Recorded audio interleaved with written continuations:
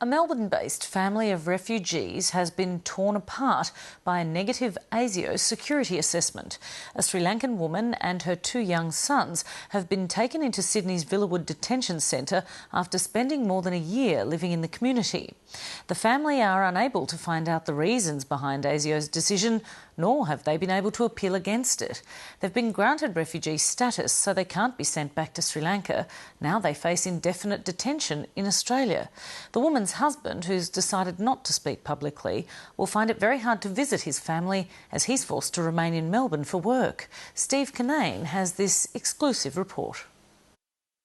When Sri Lankan refugee Ranjini got married last month, things were looking up. The widowed mother of two had been granted refugee status, released from detention, and had fallen in love with a man who could help care for her sons. Well, the first thing I remember about the wedding was the two little boys racing out to meet us with wide eyes, smiles, just very eager and very keen, very happy, I think, to have a new dad. But tonight that family has been torn apart. After a year living in the community, Ranjini and her sons are back inside immigration detention after a negative ASIO assessment. And I thought finally she's going to have a good life and make a good life for her boys.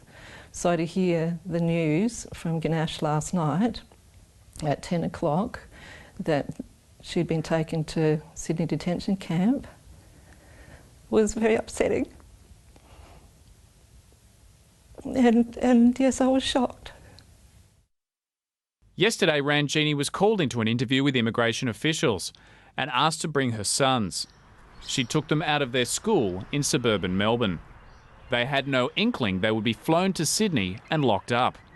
No goodbyes to friends and family, no chance to pack a suitcase. Ranjini and her boys face a bleak future in detention. They and 46 other refugees with negative ASIO assessments are locked up indefinitely with no right of appeal. This morning, one of the refugees attempted suicide at a detention facility in Melbourne. Kumar is one of the ASIO negative Tamil refugees. He's been in detention for 35 months. He's had a negative ASIO finding for longer than 12 months, and this morning he attempted suicide in the Melbourne Immigration Transit Accommodation Centre, the detention centre in Melbourne. In March, the Joint Parliamentary Committee on Australia's Immigration Detention Network recommended that refugees like Kumar have a right to appeal ASIO decisions. The Attorney-General is yet to respond to the recommendation. Tonight, these boys face their second night of indefinite detention.